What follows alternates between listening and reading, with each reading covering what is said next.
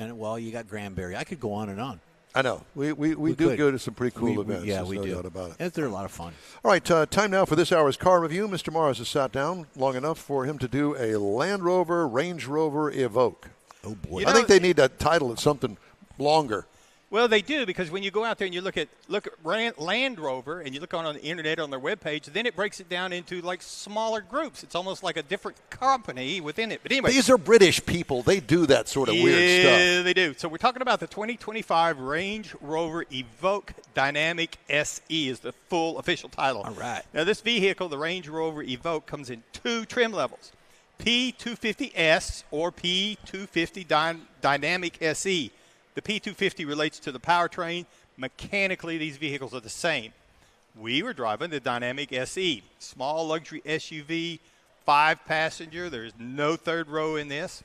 So outside, you're going to find a lot of the things you expect, like LED lighting all the way around. We had the automatic leveling headlights, which I really think are cool. Had the heated side mirrors.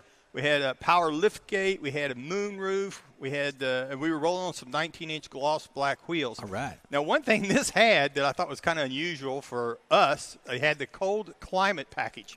Now, this included heated windshield, heated washer jets, headlight power washers, and that's where you find the heated rear seats is in this package, in this option package. Wow. So it comes factory with the front heated seats, but you got to get this cold climate package to get the rear heated seats. Leather upholstery throughout. Had 11.4-inch touchscreen up front for the infotainment system. Now, it was pretty reactive, but unfortunately they put a lot of stuff in it, and you got to drill down into it a couple of places that I don't think is necessary, but you just got to get used to it. Got a heads-up display, got 3D surround camera on it, interactive driver display.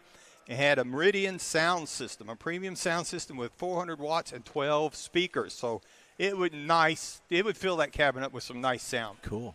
Now, it has a 2.0 turbo on it, which is standard engine across both trim levels, 246 horsepower, 269 pound-feet of torque, 9-speed automatic.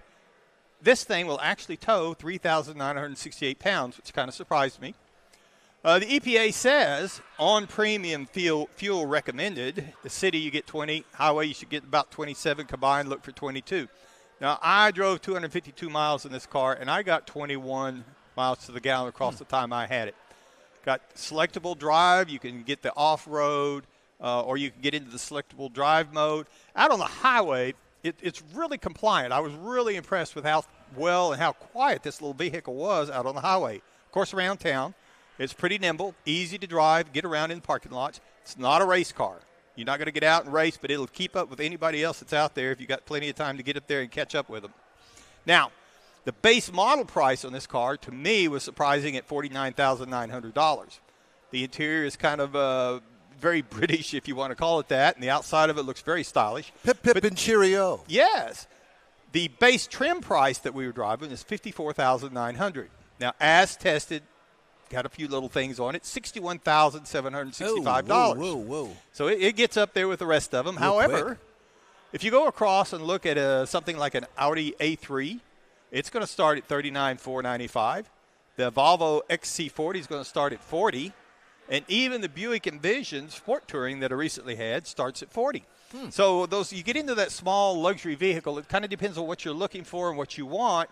And, of course, Land Rover's known for their off-road capabilities. So you have to kind of look at it, but it's a very surprising vehicle to be driving. What's the big difference from the base price up to what you were driving? Yes. The features on that are features on a lot of the new cars nowadays, at the heads-up and all that, and the heated seats. And absolutely. It's amazing. So it kind of depends. It's an import. What can you say? Yep. Is it made in the UK? I thought it was. I didn't really look to see where it was actually built. Do you have the Monroney there? I'm looking here. They got it. Let me see it. He's got it. You can probably find it. I never looked for that. Just because I know it's made all over the place. Parts here. U.S. parts Canadian parts 9%. Major sources of foreign parts content. United Kingdom 54%. Germany 15%. Assembly point Halewood, the U.K. Country of origin engine, UK. Transmission, USA. Halewood, it's a global vehicle. Yeah, I think almost all of them are that nowadays. Yeah. I mean, well, there's a few of the Americans, I guess. The big three aren't. But The only thing is not wearing a sombrero. So it's not. There's no assembly in Mexico or anything like We'll that. have to see what we can do about that. There's going to be all sorts of stuff going on here in the next year with U.S. auto manufacturers, because there's going to be some major tariffs on stuff that is made outside the United States. And I don't know whether our agreement with Mexico and Canada is going to hold up. I don't know what's going to happen. So neither do the car manufacturers. You could actually buy that car, use it, and drive to a Mexican restaurant. Oh, yeah. A Tex-Mex. We did go to Lupe Tortillas. We did do that once. Yeah. Did you? Yeah. Where'd you go? Well, to the local place, Sombreros is what it's called, actually. God. It's called Sombreros? Yeah. And what city is it in? It's in Nederland, of course. It's Where in else Nederland. would you go? Is that the only Tex-Mex place in Nederland? Oh, no. That's just the closest one. So last night at dinner, We have a big selection. I want to know what they are. Casa Grande is down the highway. The recent place is they're reopening it up. They haven't got a new name on it, but they served a bunch of drunks, and somebody got hurt, so they got sued, closed down. But that's they're what reopening. happens in Neederville. And then Carmela's is there, and then that's Italian, isn't it? No. Carmela's Mexican food From the restaurant. south side of Okay. Italy. Yeah. And that's not counting Juanita's on Nederland Ave. Uh-huh. And then that's all in Nederland proper. But then you can go across the street and you can get over into Port Neches, and there's 3 or 4 more. It sounds like a dry cleaner. We have a large selection of Mexican food restaurants. Well, last night, David and Donna joined us, and Donna had mentioned she just had a birthday a week or so ago, so we told the restaurant, and they celebrated her birthday in the restaurant. It was awesome. And she kept that sombrero on for the rest of the evening. Oh, did she? She's taking selfies with it. Yeah, she really wanted to take it home, I'm sure. It fit her well. They grabbed She her looked as good. she was walking out the door with it. Yeah, hey, you can't take that. Amazing. Man. So who we got at the end of the table? Bill Pokrovic. But you go. I don't want to start him yet. Okay. Well, I want to start so him you at the just sit bottom. here. You can just sit there and Just, wait. just sit there and be calm, Get okay? sun. Just calm down, all right? We were talking about what's going on with the presidential election. Yeah, let's do that. And it just so happens that I might have some news stories about that. I can't wait for the ads to come back. What political ads? Oh, yeah. I'm just missing them. Oh, my God. My wife was complaining about the ads, so she decided, the election's over, that's going to stop. I mean, boom, we went out to eat the other night with some friends. Her phone's lighting up. People want money to pay off the campaign debt. Do you know the campaign debt for Kamala? Yes. Yeah. There's the people put the yard signs in their yard. I think I voted for a realtor. I did. I looking at the signs. I think D.R. Horton Homes. I need a home. Did you find him on the boards? So here's the story. Former President Donald Trump's return to the White House will likely send the automotive industry into a period of uncertainty on electric vehicle regulations, incentives, and trade. Trump might loosen stringent requirements and take the pressure off vehicle manufacturers sprinting to keep up with the Biden administration's aggressive electrification timeline. This story from Automotive News. Trump also will have a Republican Senate as the GOP picked up at least 2 seats and defended its existing ones. It was unclear whether Republicans would hold their slim majority in the House, according to published reports. I don't know I didn't read the news this morning. I didn't have time. As president, Trump may take steps to further isolate Chinese vehicle and parts manufacturers to protect the domestic supply chain. However, the new administration can be expected to target Biden-era tax credits to the detriment of manufacturers that have invested heavily in new electric drivetrains in an effort to keep up with the global market. Key for the domestic industry's long-term survival, additional tariffs on foreign component manufacturers would also lead to higher vehicle costs, further straining demand. Trump victory leads to a lot of immediate volatility in the transportation policy space, according to John Miller, who covers sustainability policy for TD Cowen's Washington research groups and polls. It's a big mess. Well, anyway, Trump's victory highlights how polarized politics and flip-flopping priorities are besetting an industry in the midst of an enormous transition. The automotive world's long development timelines appear to be incompatible with the nation's rickety political whims, with the current presidential administration demanding a full speed-ahead economic shift to a new technology, and the next one poised to slam the proverbial brakes.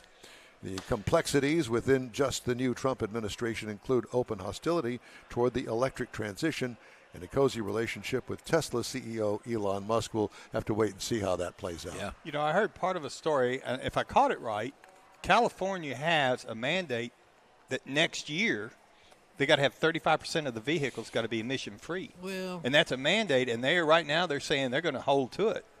Okay. So it's going to be real interesting to see how all this political stuff plays out good here. for them. Yes, it is.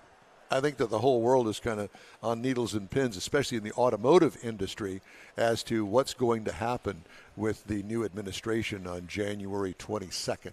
You want to take any wagers on how fast the Hellcat's coming back?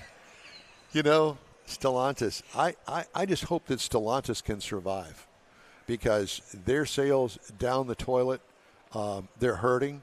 Dealers are hurting. They are discounting some of their top nameplates, like the Jeep Wagoneer. And I've got a story on that, too, that I'll read at a later time. I think all four of us should be the head of Stellantis. I think not. I don't want to have anything to do with any of that. I'm just wanting the $28 bazillion they get. Well, there's that. Well, yeah.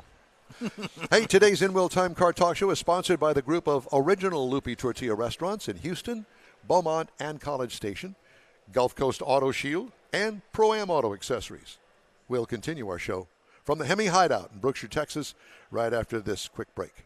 The holidays are upon us, and Pro-Am Auto Accessories is your local one-stop for the auto enthusiast on your gift list. Pro-Am Auto has been serving Houston since 1984, providing world-class products for sports cars, European sedans, and American muscle. Pro-Am was one of the very first distributors in the U.S. for brands such as Recaro, Redline, Momo, Corbeau, and Simpson. Located in the heart of Houston's premier shopping corridor, the Galleria area, Pro-Am's walk-in storefront includes an 8,000-square-foot warehouse and showroom with installation and service bays. Pro-Am reaches a worldwide audience through ProAmAuto.com, taking its local reputation to the rest of the world. Holiday gift giving is alive and well at Pro-Am Auto. If you don't see what you're looking for on the website, call and Pro-Am will lend you a hand. Pro-Am Auto, 6125 Richmond at Green Ridge in Houston's Galleria area. Call them at 713-781-7755. Okay. All right. Well, we're just going to start the show at the bottom of the hour right now.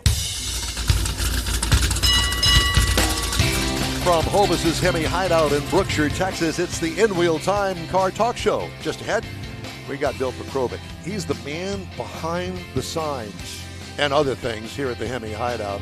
He's our first guest here this morning. Jeff has the cruise in and events calendars, and we'll have stories making automotive news this week. Howdy, along with Mike Out of This World Mars. We always need more Jeff Zekin, our chief engineer, David Ainsley. I'm Don Armstrong. Glad you could join us today. Bill Pokrovic joins us now. And, Bill, it's good to see you.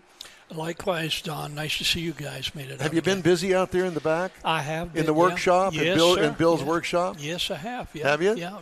So what's the latest project? Well, I've got something interesting. It's a piece that John acquired not too long ago, and it's an old trade sign. Basically, it originated in Pasadena, Texas. It was made by someone at the plant there. The Nichols Cap Gun Company. I'll be darned. So Nichols is a company that was established just after the war. In Pasadena? In Pasadena. They started in Pasadena, I had no Texas. clue. Yeah. They moved some years later. They moved to where was it? Jacksonville, Texas. Okay. Not familiar where that is, but. At any rate, they started making these cap guns, and they sold them all over the world. I bet you I had one. You probably did. And you could recognize it by the letter N in a circle. So I'll have to look. I've got one cap gun left. I still got it. I got a cap. From the 50s. Yep. So it changed hands a couple of times thereafter, but it's 8 feet long. It's probably about 3 feet. Is it lit? No, it's going to be, though. Yeah. Yeah. That's what you're working on. Yeah. So it needs a little bit of rehab. It's weathered. It's old. I got a couple of questions. Do you allow folks to maybe take a little tour of your shop back there while you're working? Absolutely. We do it all the time. Okay. Yeah. We're in a little while I'll be out there, and then the people start coming by and kind of. Do you go on some of the excursions when he goes and buys signs and all that? I do indeed. Yeah. We travel all over the country and auction, and man, what a ride that has been. I'll tell you, I've never had so much fun in my life. Yeah. So you've been doing this forever? Well, not really. With John, I've been involved with John for about 13 years now. Yeah. But you had another career before John. I did. I was in the manufacturing world. My background is welding and fitting, and we did exchangers, we did pipe spools, we did pressure vessels. Is that where you met John? No, actually, I met John through a mutual friend. I've been helping people out with their projects for quite a while, and one of the vendors who frequents all the big shows managed to sell things to John, and I did a lot of restoration work for them, and in turn they brought me out here to see where my bits and pieces were going, and I met John at that time. Yeah. And then one thing led to another, and here you are. Yeah, one thing led to another. Here we are all these years later. Now, do you live out here, Bill? Close by? Well, I'm not far away. I'm about 20 minutes away. Oh, that's good. Just on the west side of town. So, yeah, that's what I got going on now. So I'm looking forward to that. It's going to be an interesting project. So we got the Nichols Cap Gun Company sign you're working on. Yes, I do. Since the last, I think we were here about 6 months ago or so. Yeah. No, let me rephrase that. I was going to say, has anything changed in the Hideout? We know that it has. We just can't pick it out because we're not here all the time. What's the latest thing that you've got in here that got hung recently? Well, just last week I put up this Phillips highway sign. It still requires the lighting up top, so it has the cat eyes, the reflectors that you find on a railroad crossing. So we're going to illuminate that. I put that pole and restored that sign. It had some substantial damage up there. Previous to that, I did the chuck wagon back there. Love the chuck wagon. Chuck wagon. That wasn't Chuck Wagon Hamburgers, was it? Yeah, it was. Yeah. Was it really? Yeah, I believe it was. Somebody had said, and I can't verify that there was one on Long Point. I wouldn't be familiar. I know that there was one on Belfort over in Westbury. There was supposedly 2 chuck wagons here in Houston. Yeah. Well, the ones that I remember, there was one on Bel Air Boulevard, and the other one was over on Post Oak. It very popular, and it was just a small hut, basically. Yeah. And they had that sign, Chuck Wagon Hamburgers. Yeah, well, there you go. Then we've learned something. Now I've hungry. researched it. Yeah, I've researched it, but I haven't been able to find any photos. But I did find the chuck wagon, and it's just as you mentioned, it's like a small shack, really. Yeah. It's a hamburger shack. Yeah. And you went up there, and, kind of like the way the original Jack in the Box was. You'd walk up to the window, order it. They had a few seats outside, but that was it. That's there was nothing fancy about it. Yeah. But I do remember they had the hub burger, the wheel burger, and the spoke burger. Ooh. There you go. Wow. Uh-huh. That's interesting. So you make fun of my memory now, Mars. No, I'm just thinking I'll wait a little bit. It's too good right now. That was like in 1824. That was 18. Chuck wagon, that's the chuck wagon. The original food truck. Yeah. The wheel burger, the spoke burger, and the hub burger. They had 3 different sizes, obviously. Aye. Yeah. And fries. Get 2 of them, it's a hubba hubba. And if I'm not mistaken, and I may be, but I don't even think that they sold Cokes. I think they had a Coke machine outside where you went to order the hamburger. Well, and David pointed that they've got one over here. The little. Oh yeah, there's Great the Great Bets. Yeah. Now, do you restore those old I have. soda water yeah. machines? Yeah, I have. Yeah, I've restored a number of them over the years. Yeah, the pumps, the Coke machines, the jukeboxes. Kind of got away from those. So everything in here you've virtually touched. Not everything, but my fingerprints on an Quite a awful few lot. things. Yeah, A lot of stuff. Yeah, Amazing. Yeah, I've been fortunate. It's been. I enjoy it. I look forward. Well, who wouldn't? Yeah. I mean, it takes a real skilled artist to be able to do this, and a vision, because as you mentioned, this one that you're currently working on with Nichols wasn't a neon sign, but it's going to be a neon sign. Well, that's true. Yeah. Well, I'm real enthusiastic. I love to do that. Now, is it porcelain? No, it's not. It's painted. It's galvanized. It's almost 14 gauge. So it's Wow. it's pretty Wow. heavy. Yeah. It's heavy duty. Yeah. It was hand painted. I'm going to try to bring it back as close to what it was. Because it'd been painted, the company changed hands 3 times, and basically they painted over Every time. each Yeah, time. yeah. So, So you got at least 3 coats of paint on there. well, the lettering, for the most part, Yeah. it's So, we'll look at it. I wonder step where by that step. Nichols Cap Gun Company was in Pasadena. I haven't got that information. I wonder if it was anywhere. I wonder if it was anywhere down. David, of course, has pulled this up Oh, there you go. online. He is an engineer. Yeah, there you go. Nichols Cap Guns, gunsmith to millions of cowboys. Nichols Guns, other companies. There it is, right there. You can show that to Bill. Yeah. There you go, Bill.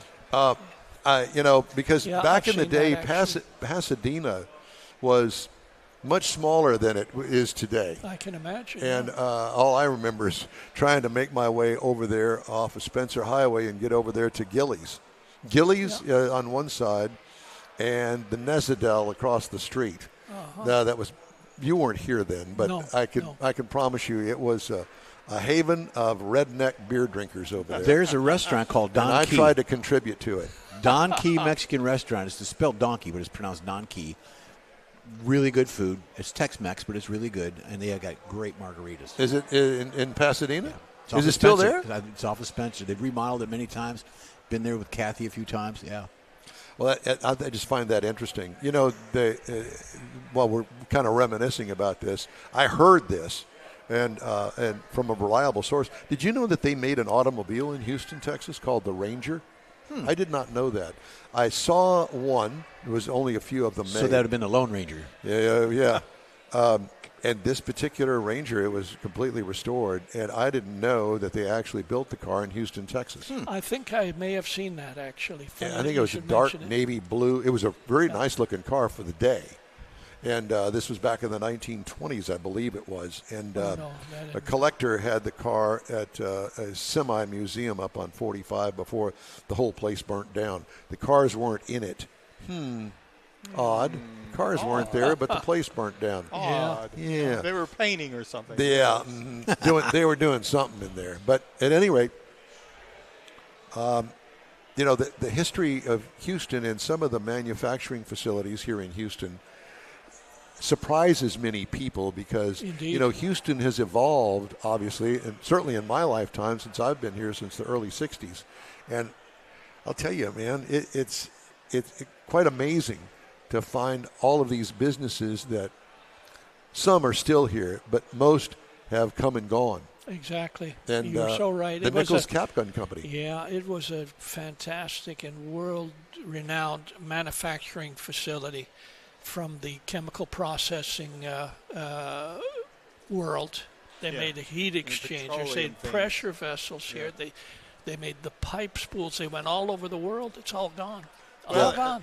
I mean, you got the port, so that's how you get your shipping out all over the world. Yeah. Then they bring in the big airports. Yeah. Yep. And some people still don't realize that DeLorean has got a big setup here in Houston. Yes. They don't publicize it a lot. They used to be in Stafford. Used to be a long time And ago. now they're up by Bush Airport, By I the believe. airport, yes. Yeah, and that's DMC, DeLorean Motor Company. And now there's a spin-off of that going to be making a new DeLorean, if I'm not mistaken, and they don't have anything to do with each other. It's electric. Yeah, they don't like each other. Yeah. So anyway, time moves on. So you got that one project that you're working on back there, and I know you don't work on one project at a time. You usually got 2 or 3, 4 things going on. Yeah, I've got a number of things going on. I'm building some of my own signs, contemporary signs that I offer for sale as well. New design type things. Well, some of these signs I've commissioned at enamel porcelain companies. Let's just say offshore. Okay. Yeah. So and it's I'm bringing in commercial. I'm bringing in some signs that I'm building and applying neon to and offering them to collectors who more so want to decorate rather than have invest money. Let's talk about porcelain just for a second. Yeah. Is there anybody building porcelain signs anymore? Is porcelain still around? There is, but for some reason the cost has become prohibitive. It just becomes too expensive. So it's pretty high end. Yeah, if you want it. yeah, and years ago there was safety, health-related risks. OSHA. Yeah, so they shut it down. Really, they shut it all down in the U.S. But I know. Just recently, someone had a very large motel sign that fell off the lift, and they commissioned somebody in Ohio to redo the bottom part. So they are doing it. That's the only one that I know of here. But in places like, Eastern Europe, China, of course, India, some of the South American countries, they're still doing it. They have a little less OSHA over there. I don't think anything flies over there. Yeah. So here's a food for thought. What just to plant the seed in your head, an in-wheel time neon sign. That could be done. Yeah, that could easily be done. It could be painted. We could do a wrap. We can apply neon. We could commission my contact to make one, but It ain't something to think cheap. about. No. And you're buying it if we get one. As soon as we get up to Joe Rogan's level on our podcast, we're going to get a hold of it. There you go. So full of it. Well, I don't think Joe Rogan's level. know. Well, we are. We're already there. I think. You've passed that level. Yeah, we have. Yeah, it's quality, I think so. We That's passed right. all right. The wheels have fallen off of ours. And we got past. Yeah, the guy that made the Joe Rogan sign is a fella in Austin, and that's his claim to fame. Well, that's where he's from. Yeah, There that's you where he go. broadcasts The from, fact that he made that sign. Yeah. He's made a number of signs. Do you have something to do? I do actually. Okay. I'm going to have visitors out in the back here in a little bit. Right. But Well, we sure appreciate you taking the time thanks for singling me out. I always enjoy it. It's always good to see you. First I've met you. Yeah. First I've met you, yeah. Really? Yeah, first I've met him. Where were you the last time? Over there. I was somewhere with He was that. over there. Yeah. Okay. Thanks, sir. Yeah. It's always Thank you. fascinating. Well, yeah. Good Bill deal. Pekrovic, it's always good to see you, my friend. Likewise, my pleasure. All right, Pleasure's thank you. all mine. Thank you. You bet. The In-Wheel Time Car Talk Show is available 24/7 through the Odyssey radio app. Just look for In-Wheel Time Car Talk. Grab a podcast anytime from your favorite podcast provider. We also video stream our live 2-hour weekly show on Facebook, YouTube, and InWheelTime.com. The In-Wheel Time Car Talk Show continues right after this quick break. Free tacos again at the Tailpipes and Tacos pre-holiday cruise-in. It's been a while, but the popular Tailpipes and Tacos cruise-in returns to the Lupi Tortilla Tex-Mex in Katy, Saturday, November 16th. Bring a new unwrapped toy and get a free breakfast taco.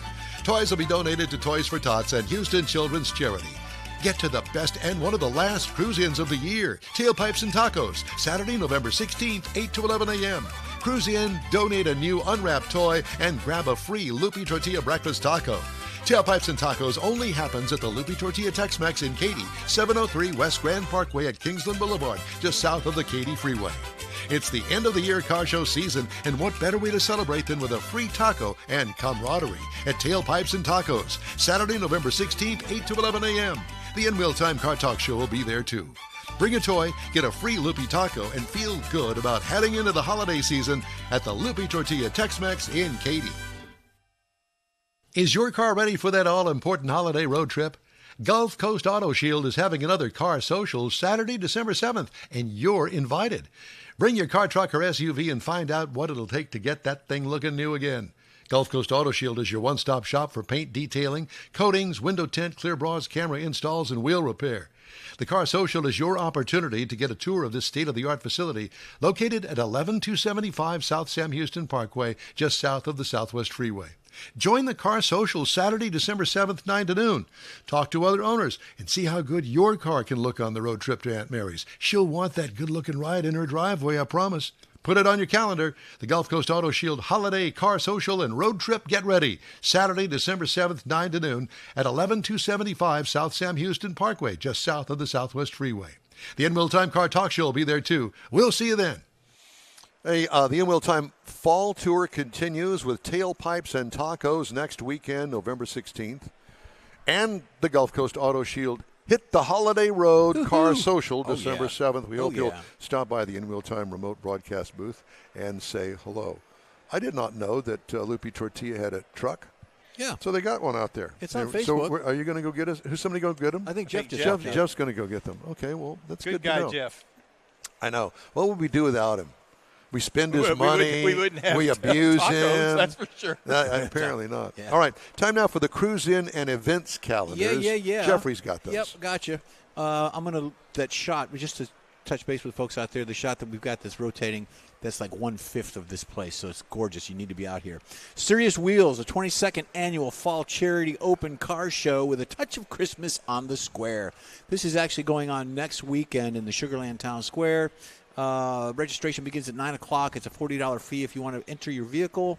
They've got food. They've got things for the kids. They've got raffles, 50-50 drawings, and things of that nature.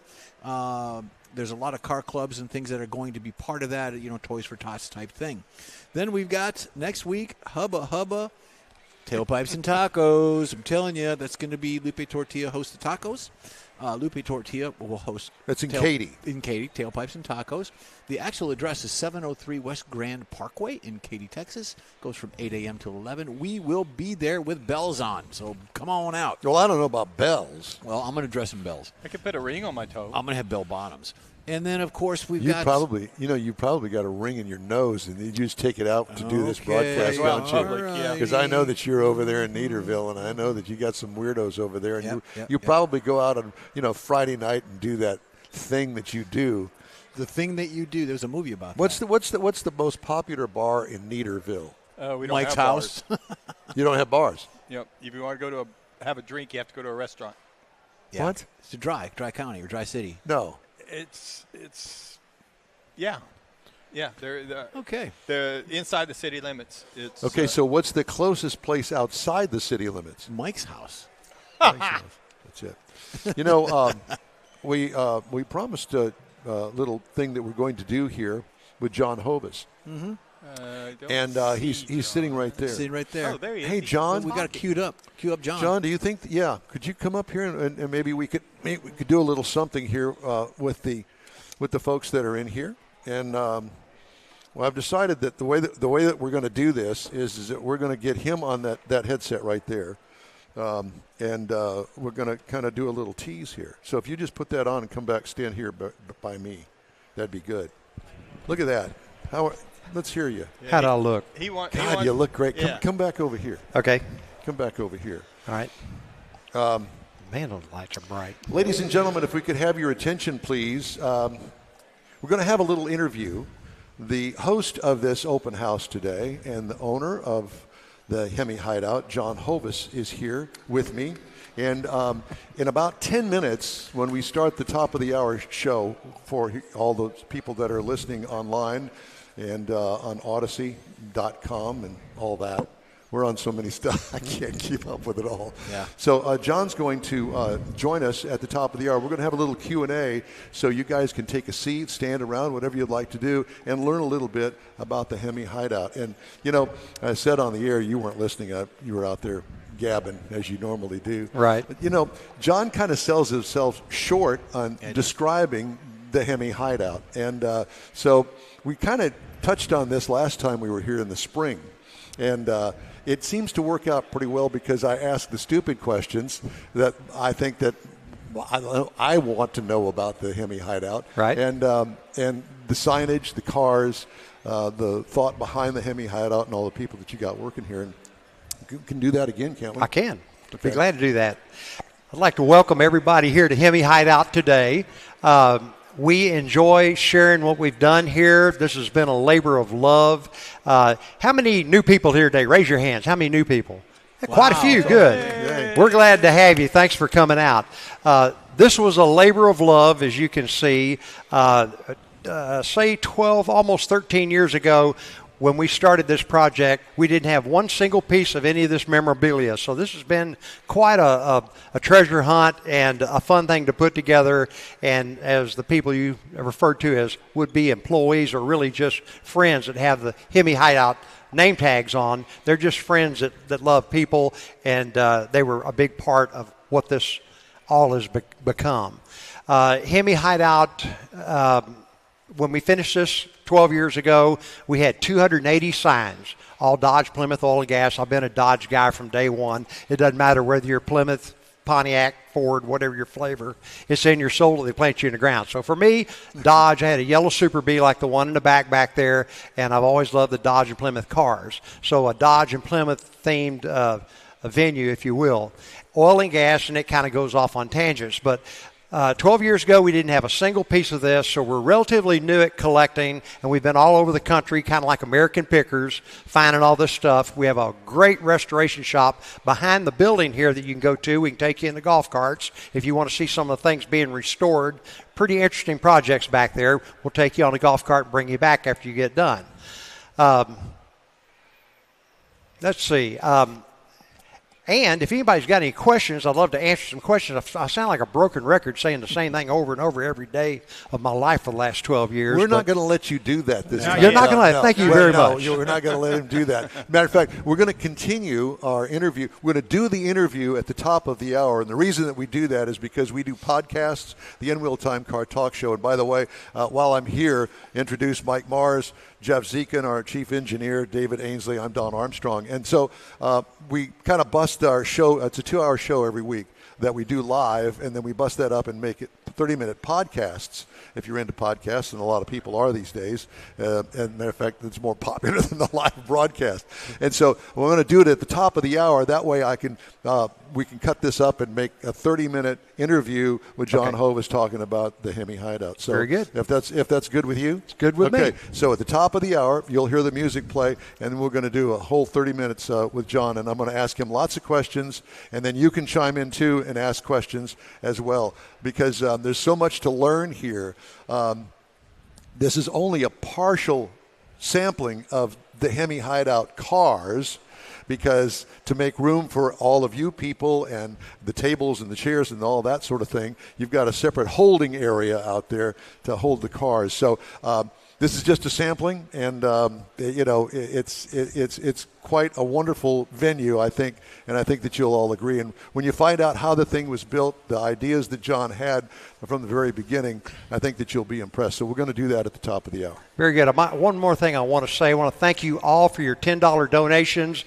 We match your donation dollar for dollar. All gets distributed to local charities. So thank you all for coming out. Like-minded people here, car-related. Thank you all so much for coming out. We'll be back. We'll be back at the top of the hour with John. So I want you guys to not go anywhere and hang tight. And in the meantime, we're going to finish up this half hour of our show. And I don't even know where we are currently. We are going to come up on a break. Because I don't have a big clock. Maybe that's something that for the future. We need to have a big clock in here. Yeah. A big clock. Oh, there is? There's one over there. There you go. So it's about 6 minutes away, and we're going to do the big interview with John then. He likes digital clocks. That's no, I don't, actually. Digital clocks. Does anybody know how to read a real clock anymore? It's kind of like writing, We do have some stories that may interest you. We do this at this time on our regular show. Stellantis is laying off about 400 UAW-represented workers at a Detroit parts sequencing facility to save money. Job cuts at the Freud Street warehouse, I guess you know where that is, Jeff, which packages parts for 2 nearby assembly plants so they arrive at the right time and in the correct order. It takes effect on January the 5th. Stellantis is, of course, the parent company of the HEMIs, the Dodges, the Chryslers, the Plymouths, and all of the stuff that's in here, and they are having some serious issues as far as selling vehicles. Matter of fact, they have decided that they are going to cut back on some of the pricing. Speaking of which, the 2025 Jeep Wagoneer and Grand Wagoneer lineups by as much as $7,000 from the previous model year. So if you're into some really high-end kind of SUVs, there you go. Now may be your time to go shopping for a vehicle. That's getting into the 8 to 10% range in there. Yeah, it most definitely is. General Motors plans to discontinue the Cadillac XT4. What? Maybe some of you have an XT4 Come on, here. man. They're going to stop building it in January. The company idles its Kansas assembly plant to retool for the next generation Chevrolet Bolt EV. GM previously said it would temporarily pause XT4 production during the shutdown. Well, they're going to pause it permanently. Nobody How does contacted it me. make you feel they're going to stop building the Cadillac man. and build a Bolt? Yeah, that's sacrilegious. Because And by my the way, car's built on that platform. If you guys are wondering, what kind of a show is this? It's a car talk show, obviously, and we talk about cars. And my relationship with John goes back, to a very dear friend of mine who's here today. And matter of fact, he's done quite a bit of the still art. There's one of them hanging on the wall over here. His name is Bill Seitz. And Bill and I go back to the mid-'70s when I met him in the Corvette Club, San Jacinto Corvette Club. And he and his wife Sharon were very dear friends of mine, became dear friends of mine, and brought me into the Corvette world, which, by the way, I still have an old Corvette. You have a picture of your Corvette that he did on the studio wall. Yes, I did. Yes. Yeah. The 77 Corvette is I ordered from the factory, and that's how I kind of got into the Corvette thing and really got my chops, if you will, into this whole car thing that's evolved, and I've kind of put together a broadcasting career with with cars that I love, and so that's how I made it here, and I've got some very good support and friends that I've made along the way. Mike Mars I met through the Texas Auto Writers Association. Gosh, how many years ago was that? 100? Probably, yeah. 100 years ago. And Jeff Zekin was one of our first guests on our show back when we were doing the radio thing. And Jeff was the tire guy, still is the tire guy. He's worked for the likes of Pirelli and several others. A lot of the manufacturers. Yeah. So Jeff is our tire expert. David Ainsley I met when I was working at KPRC Radio. David was brought in as the engineer there. And so my relationship, when did you start at KPRC Radio? 88? 88. So I met David in 88. So I've got some very good friends that have helped me along the way put together the In Wheel Time Car Talk Show. And so we kind of hobble along here and make it all happen. Yeah. When we go on the road like this, it's very interesting the fact that we're able to do this. We cobble all this stuff together. Thank God for David. Yeah, I should have been here at 9 o'clock this morning. At 9 o'clock. Yeah, or at 10 o'clock when we went on the air. Yeah. And we couldn't get on the air. It's always a tap dance around here. A couple of weeks ago that we were at the car show over in Spring Branch. Mm-hmm. And next week we're going to be at the Lupi Tortilla down here in Katy. That's going to be a cruise-in. So if you guys are into cruise-ins, invite you to go down there. That's going to be from 8 a.m. to 11 a.m. at the Lupi in Katy. Right, and at Lupe, if you bring an unwrapped toy, you get a taco. So I would challenge y'all to go out there and breakfast taco. Would challenge y'all. You take 2 toys, you get 2 tacos. Yeah, okay. It's their annual toy drive. Right. Goes to, I think, Methodist Hospital or something. Something of nature, yeah. The Children's Hospital. Yeah. We'll talk more. Yeah. All right. So we're going to take a quick break, and we'll have John Hovis up here and talk more about the HEMI Hideout. The holidays are upon us, and Pro-Am Auto Accessories is your local one-stop for the auto enthusiast on your gift list. Pro-Am Auto has been serving Houston since 1984, providing world-class products for sports cars, European sedans, and American muscle. Pro-Am was one of the very first distributors in the U.S. for brands such as Recaro, Redline, Momo, Corbo, and Simpson. Located in the heart of Houston's premier shopping corridor, the Galleria area, Pro-Am's walk-in storefront includes an 8,000-square-foot warehouse and showroom with installation and service bays. Pro-Am reaches a worldwide audience through ProAmAuto.com, taking its local reputation to the rest of the world. Holiday gift giving is alive and well at Pro-Am Auto. If you don't see what you're looking for on the website, call and Pro-Am will lend you a hand. Pro-Am Auto, 6125 Richmond at Green Ridge in Houston's Galleria area. Call them at 713-781-7755. Hey, Houston, it's back! America's greatest hot rod tradition is Thanksgiving weekend. The O'Reilly Auto Parts Auto-Rama at the George R. Brown Convention Center. 4 days of hot rods, customs, trucks, and muscle cars. Don't miss the Evel Knievel tribute. The Megamorph. Transforming robot car. Lowrider Showcase. Meet Catherine Bach from Dukes of Hazzard. Hip-hop legend Flava Flav. Farm Truck and Asian from Street Outlaws. Auto-Rama. Thanksgiving weekend. Discount tickets at O'Reilly Auto Parts. Part of the Summer Racing Equipment Show Car Series. See Autorama.com for more info. From Hovis's HEMI Hideout in Brookshire, Texas, it's the In Wheel Time Car Talk Show. Just ahead, we got the owner, the proprietor, the man behind the legend here at the HEMI Hideout, John Hovis. That's coming up. Jeff has the cruise in and events calendars, and we'll have stories making automotive news headlines this week. We already did that. We did the cruise in. Oh, we did? Yeah. Well, you know what? It would probably help if I turned the page. Turn the page there, Bob Seeger. Thank you. Bob Seeger. Yeah, so what we're going to have is a review of the 2025 Toyota Camry. Go. Thank you very Hello. much. It's always good. Howdy, along with Mike out of this world, Mars. We always need more Jeff Zeka, Chief Engineer David Ainsley. I'm Don Armstrong. Glad you could join us today. Jeff, there he is. Yeah. Slide this way, Boy, just so. timing is everything, John know. Hovis, and you can't do it by sitting down. You're going to have to stand up. Here with him. Oh, yeah. So I know that you want to sit down because you've been on your feet all morning long, but we're not going to let you do that.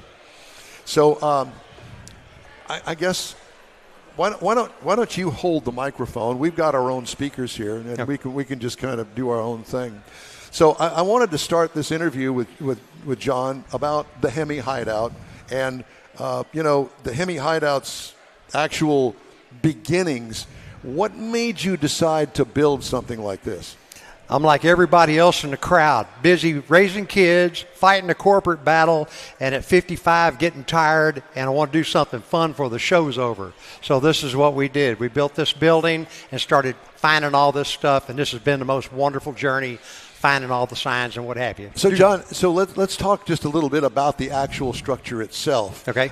And this is timber frame construction, and I'd never heard of it before, but it's really old school. It is old school. So this is a scissor arch. If you look how this goes up and crosses in the middle, that's a scissor arch timber frame. All the timbers are Douglas fir, the only species that you can get that'll span these distances in the U.S. today, other than redwoods. Someone else already cut the redwoods down. But it's all assembled with oak dowels. There's no screws, bolts, or glue. So an inherently strong building. It's holding up a tremendous amount of weight. Every time we add another sign, it compresses the joints. It gets stronger and stronger until one day we overload it. Well, hopefully that won't happen. The other thing is that I don't know, most of you, I think, that came in through the front door. Yes.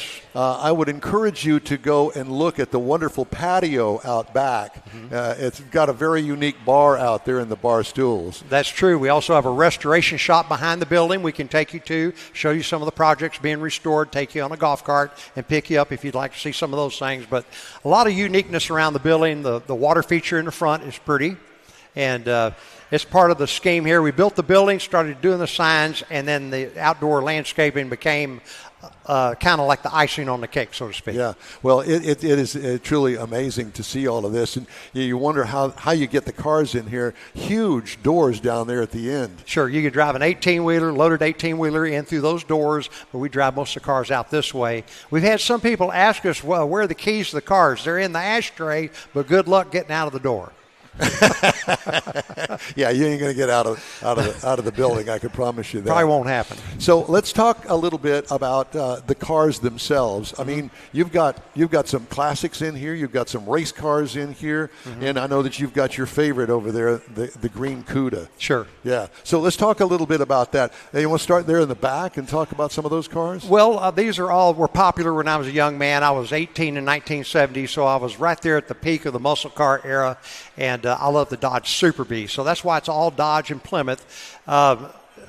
there's a 66 Belvedere Hemi in the back, in the corner back there, a Roadrunner convertible, 1970 with a 446 pack. Next car is a Hemi Super B. They only made 34 Hemi Super Bs in 1970, so super rare. There's a Super Bird, a couple of Challengers, and I want to try to get a little bit of everything, and from the good old days when I was a young buck. And you know what my favorite car in here is? What's that? Yeah, the Duster. The Duster. That's the only A-body in the whole deal, the only 340 in here. The rest of them are all Hemis and six-packs, but they've almost become play second fiddle because the signs have kind of taken the whole thing over. Yeah. And here's another a fun thing here. When you look around in Hemi Hideout, you look at all the signs, and there's about 4,500 pieces in here. And when you look around, if you guessed to what percentage are illuminated, what would you guess percentage-wise? Illuminated, probably 90%. Only 7%. What? Only 7% of these signs are illuminated. So if you look close, there's a lot that's not illuminated. It does it's an optical illusion. It kind of does a number on you. But if you look close, most of these are not illuminated. And I just figured that out the other day. Out of the 4,500 signs, there's 330 neon signs or illuminated signs, but most of them are not lit. All right, let's talk about the signs for a moment. And, this started by the oil and the actual cars themselves. That's how the thing got going. That's true. And then all of a sudden, did you have a little brain hemorrhage or something and you just went crazy? I've been having brain hemorrhages since I was a kid. I'm the first to admit this is ridiculous, over the top. It's just completely insane, but such a fun journey to find all this stuff. And we keep going on different tangents with minerals, dinosaurs, country store tractors, ammo, just whatever. It's just fun, neat stuff. Well, the chuck wagon in the back, I think, is really a unique feature here. Yeah, you wouldn't want to pull that behind the car. No, you wouldn't want to do that, or take it cross country like a Lonesome Dove or something. That's an 1860 chuck wagon. Is that what it is? Uh-huh. It's all original. All original. 1860. Yeah. So how do you find these signs? That's the real question, because they're now not all oil or car related. That's true. I don't have to find them now. They're finding me. So originally, when we were young, you see them on the outside of the antique stores, and they're decorated their buildings with them. Today, if you do that, it won't last overnight. So they're all in collections now, and so we go to auctions, trade shows. We're people-oriented individuals, so we like to meet people. We get invited here, there, and all that. Unlike American pickers, you don't just pull into somebody's place; you get shot. But if you get invited, that's a different story. But when you started collecting this, you were going out to different businesses that actually had signs, didn't you? Well, we went to the Mecum auctions and Barrett Jackson auctions. We started buying there and then going to just sign auctions. So whenever you find this stuff for sale now, they're usually somebody's kicked the bucket and you're trying to get a piece of their action. So when Diane told me that when I die, she's going to make 2 phone calls. She's going to call the auction house first, then she's going to call the undertaker and have me picked up. By the way, Diane is here. I saw her walking around earlier, and is she still married to you? Whatever. She's had it up to here, but she's still there. Let's talk about my friend Bill Seitz, who is a dear friend of mine that I've known since the mid-'70s, and Bill was the one that introduced us. Yes. Because you had hired Bill to come out and help you build this place, didn't you? Yeah, actually, I've known Bill like you through the car circles and all that. Local car artist, everybody knows and loves Bill. And I've been talking about building a barn for a long time. And then he kind of got displaced with work, and he came by and said, "You know what? I'll help you kick this thing. Let's build the barn." And if he hadn't come and done that, I'd still be talking about building a barn. Yeah. So I owe it to him, or as he puts it, I blame him for starting this. But again, what a wonderful Well, he was kind of like the foreman for you here. He was. He oversaw the construction and did a lot of the design work in here, all the artwork, like these panels on the wall. A lot of Bill Seitz is inside this building. Yeah. Another unique feature of the building is the diner. Yes. Tell us about the diner. Okay, so the diner, we were trying to mock up a 1950s diner, and Shelley Gates is our event coordinator here, and also a young lady that we hired early on to help with lighting and different touches. Bathrooms. Bathrooms, yeah, we had one stall in the women's restroom. She said, that won't fly. So we got 2 stalls. We should have put 6. But anyway, we're trying to save space, I guess. But again, so many people put so much heart and soul into this. It's really, we all have ownership in it. And we're proud of it. And, it wasn't perfect from the very beginning as much as you wanted it to be. Mm-hmm. For instance, the sound system gave you all sorts of trouble. And you've learned through the years not only things like that, but also this is a venue for different kinds of things. You've had weddings in here, you've had funerals in here, and everything in between. Yep. Tell us about some of the trials and tribulations you've had with some of that. Oh, we've had a bunch of police events out here. We've had to call the cops out here numerous times when people get out of hand. But for the most part, it's all been good. We do a lot of charity fundraising here. When you can rent this out for a private event, and if you do, we'll match that money. That's all going to go to charity as well. So we're trying to have fun here and not run a business. Yeah. And, it really is kind of like your home here. I mean, it's just an extension of your house. It is. And so we're all very honored to be invited into your house here and to get to see all the paintings on the wall. Well, really, this was built to be a man cave. I'm first to say it got out of control, but it was going to be friends and family coming by, and then people started coming. I never dreamed that we'd be doing this kind of thing at all. You got children and grandchildren, too. Yeah, that's right. And when they come in here, they go, Paw? Well, what happened to you, Paw? Well, it's their parents that are asking me what happened to me. It's truly unique. And the other thing is, coming out here today, I want to congratulate Texas Department of Transportation because we actually have a freeway and an exit ramp to get here, and not the orange barrels. I was truly amazed. 11 years. Unbelievable. 11 Only years. In America. Yeah. Some of the worst wrecks, we used to call it the death walls that were out here with 2 lanes to get out to the HEMI Hideout. Yeah. And things have evolved really over the years here at the Hideout. I mean, when I first came out here with the In Wheel Time Car Talk Show, we had a heck of a time trying to get the internet out here. You went through hoops trying to get internet out here. Well, if it wasn't for David, we still wouldn't have it out here, but we're still trying to prove it as well. Yeah, to bore a tunnel under Interstate 10 to get internet over here. Yeah, so. And now, think of it 11 years ago, there was a big gap between Katy and Brookshire. Yeah. There's no gap anymore. It's nothing, and everything continues to go. Well, when you and I were kids in the Houston area, when we were even, say, 15 years old, there was nothing outside of Loop 610. It was all farms and ranches. That's correct. So a lot's changed here. When I moved to Houston, there was no Loop 610. Oh, okay. And especially the West Loop, it was Post Oak. Although and there's sections of Post Oak now along the way. That was the olden days. Yes, I know. Thank you for reminding me of that I am older than you. But anyway, John, it's truly amazing. I did want to, before we leave the interview here today, there are some signs in here that really have some deep history. Mm-hmm. And let's talk about the oldest one that you have in here.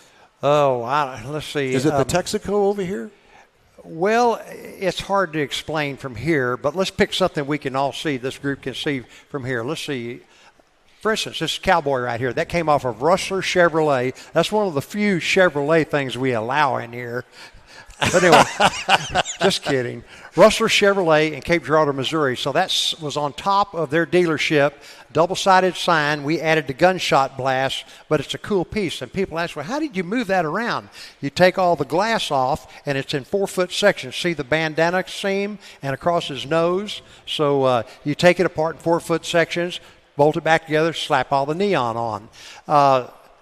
An early piece of, here's a little bit of neon history. This color here, the Ferguson system, that's the only color that's neon. If you take clear glass, fill it with neon, and electrify it, it burns orange. So during the Paris World's Fair, they're building the Eiffel Tower. They discovered neon, and they lit up part of Paris and stole the show from the Eiffel Tower. People couldn't believe what they were looking at. But that's the only color that's actually neon. The others are argon gas filled, the welding gas with phosphate coating on the glass. So in early days, that color, and when I was a young man, like in the early 50s, we had white, gold, and blue came along. Now there's 64 colors. So a little lesson on neon. One of my favorites that you pointed out to me, it's kind of back in the back. There's a Dodge sign that's in a box. Yes. Tell them that story. So the Dodge sign in the box is 1938, new original stock. We just saw the slats out, plugged it up, it fired right up. We found that in a building that was falling down in Franklin, Tennessee. Just stupid luck. Somebody bought it brand new, and it sat in their building all those years until we discovered, brought it home. You know, there's another sign that's more up here next to the Dodge Brothers motor vehicle sign. I think it's the Texaco sign, and it's not lit traditionally behind it. It's got some sort of a thing that spins lights behind it. It's like got marbles all over it. Well, it's a double-sided Texaco sign from 1918, and in those days it's electrified. And in 1918, only 2 blocks of New York City had electricity. So if you bought that sign, you had to buy a generator to light it up. It's got glass-faceted jewels and incandescent bulbs that spin around to make it swirl. But that's a holy grail piece there if you're collecting signs. The Dodge Brothers sign, it says motor vehicles right there. That's 1917. And the Dodge Brothers were responsible for Henry Ford's drivetrains, motors, transmissions. And as soon as he would steal somebody's idea, kick them aside, kind of like you do people. and so, just kidding. So in 1914, Dodge Brothers started their own motor vehicle company, and that's one of their early signs there. Pretty cool piece. Dog and Suds. That draws my attention. Yeah, it's 2 different kinds of lighting. You got the neon, and then you got the moving incandescent lights. That's right. Dog and Suds out of Indianapolis, Indiana, but they're all over the Midwest, the northern part of the Midwest. One of the neat things, if you look at that sign with the chasing lights today, in 1960, neon became visual pollution. So today, you can't have chasing lights. You can't have neon on top of a building. You can't have anything flashing or an arrow flashing, no movement. You can't have these gunshot things going on because it became visual pollution in the 1960s. You know, one of the things that we didn't touch on is your family and the history of your family out here in Brookshire. Mm-hmm. And one of the neat things about it, and it's kind of hidden, it's back here behind the garage doors. There's wood from your parents' or your grandparents' business out here, the Mercantile. Yeah. Tell them about that. So in the late 1800s, my grandparents moved from Armenia to Brookshire, and they built a 2-story dry goods store in Brookshire. And all this wood on the wall here and the paint is from the late 1800s. We tore the building down and decorated the building with that. In 1920, our family moved to Houston, Texas, and started Star Furniture Company. Did you know that? I did know that. Okay. So yeah, it was called Hovis Furniture, I believe. It was called Star Furniture. Oh, it was? 1920. Okay. And then there's a sign in front of the office over here that says Hovis. That's 1939. We sold out of Star, started Hovis Furniture, and competed against Star and Fingers before Mattress Mac and all that. Never made any money in the furniture business, but they did start Star back in 1920. Amazing. I think that's owned by Brookshire Brothers? Berkshire Hathaway. Yeah. It's, nationally traded thing. But anyway. Oh, well, I just think that's really a cool story, and especially the wood over here that's part of the family history. That's right. And how did you have the thought of saving that wood? I had to move that damn wood 20 times. And I decided I'm going to put it up in something. Anyway, so it's a piece of family history, and we've got other family things in here that kind of represent our coming to America. John, thanks so much for talking to us. Thank you, brother. And thank you all for coming. We love you. Come back again. Thank you so much for taking the time. Okay. Thank you. I think that's your microphone. So we'll just leave it over here. Shelley would kill me if I lost that microphone. Hey, you can catch the In Wheel Time Car Talk Show 24/7 on the Odyssey radio app and through InWheelTime.com. We also stream our weekly show on Facebook, YouTube, and InWheelTime.com. And podcasts are available from your favorite podcast provider. The In Wheel Time Car Talk Show continues after this quick break. Free tacos again at the Tailpipes and Tacos pre-holiday cruise-in. It's been a while, but the popular Tailpipes and Tacos Cruise-In returns to the Lupi Tortilla Tex-Mex in Katy, Saturday, November 16th. Bring a new unwrapped toy and get a free breakfast taco. Toys will be donated to Toys for Tots and Houston Children's Charity. Get to the best and one of the last cruise-ins of the year. Tailpipes and Tacos, Saturday, November 16th, 8 to 11 a.m. Cruise in, donate a new unwrapped toy, and grab a free Lupi Tortilla breakfast taco. Tailpipes and Tacos only happens at the Lupi Tortilla Tex-Mex in Katy, 703 West Grand Parkway at Kingsland Boulevard, just south of the Katy Freeway. It's the end of the year car show season, and what better way to celebrate than with a free taco and camaraderie at Tailpipes and Tacos, Saturday, November 16th, 8 to 11 a.m. The In Wheel Time Car Talk Show will be there too. Bring a toy, get a free Loopy Taco, and feel good about heading into the holiday season at the Loopy Tortilla Tex-Mex in Katy. Is your car ready for that all-important holiday road trip? Gulf Coast Auto Shield is having another car social Saturday, December 7th, and you're invited. Bring your car, truck, or SUV and find out what it'll take to get that thing looking new again. Gulf Coast Auto Shield is your one-stop shop for paint detailing, coatings, window tint, clear bras, camera installs, and wheel repair. The Car Social is your opportunity to get a tour of this state-of-the-art facility located at 11275 South Sam Houston Parkway, just south of the Southwest Freeway. Join the Car Social Saturday, December 7th, 9 to noon. Talk to other owners and see how good your car can look on the road trip to Aunt Mary's. She'll want that good-looking ride in her driveway, I promise. Put it on your calendar. The Gulf Coast Auto Shield Holiday Car Social and Road Trip Get Ready. Saturday, December 7th, 9 to noon at 11275 South Sam Houston Parkway, just south of the Southwest Freeway. The In Wheel Time Car Talk Show will be there too. We'll see you then. And the In Wheel Time Fall Tour, remote tour, continues next weekend at Tailpipes and Tacos, the Cruise Inn, on November 16th at the Katy location of Loopy Tortilla Tex-Mex. Then we'll be at Gulf Coast Auto Shield Car Social, December 7th. We hope you'll stop by the In Wheel Time remote broadcast booth and say hello. Time now for the Motor Minute. Jeff's got that. Yeah, for those of you who don't know, I just recently bought a car, and now I'm getting inundated with extended warranty information. Oh, no. Every day I get something in the mail. God. Hey, you better call today or your warranty's going to end, and then you're going to die with no warranty. That's what they're telling me. So if you see one of these come through and it says final notice, you got to respond immediately. Throw it out. No, don't even read it. It's not the final notice. No, it's not final. It's final notice for them. They want me to do it. That is so funny. So the state gets your information, right? And then these companies go in there and they steal it. Well, they sell it. It's public information. Yeah. They go in there and mine it. Okay. Mine it. Steal it, mine it, whatever. It's telling me to call this number with my VIN number. Well, if you know I bought a car, you should already know the VIN number. Exactly. So come on now. Don't do it. Final notice. That's the Motor Minute. Time now for this hour's car review. I got a chance to drive the 2025 Toyota Camry. It comes in these trim levels, the LE, the SE, the XLE, and the XSE. I had the XLE all-wheel drive. This is a mid-size sedan. You know about the Camry. It's been around forever. Mm-hmm. 5 seats, including the driver, completely redesigned for 2025. New front grille is really good looking. Still kind of overpowering, but better than it was with the outgoing model.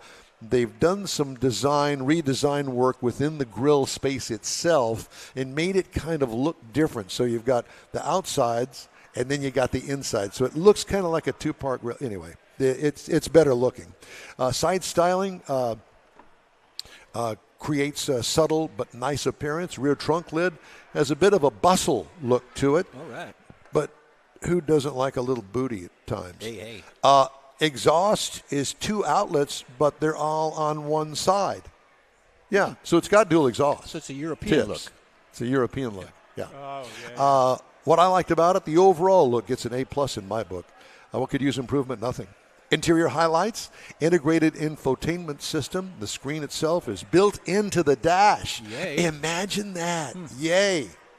Odd quilted trim on the door and the dash. It's weird looking. It doesn't seem to fit, but hey, maybe you'll like it. That wasn't my cup of tea. Instrument cluster can get some getting used to, but you'll get there. Lots of cubbies throughout the cabin.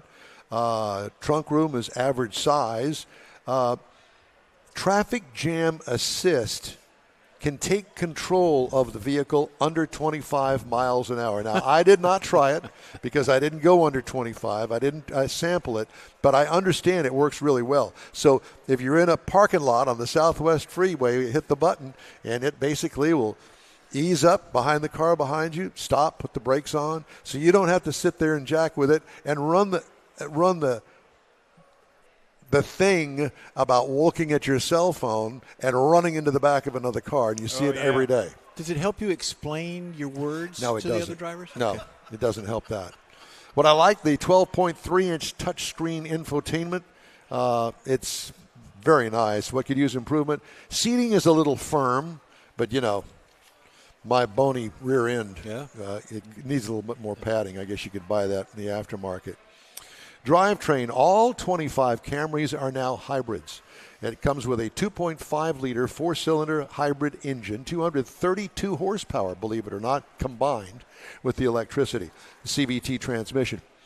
46 miles per gallon in the city, 46 on the highway for a combined of 46. I got 41.7 over 330 miles.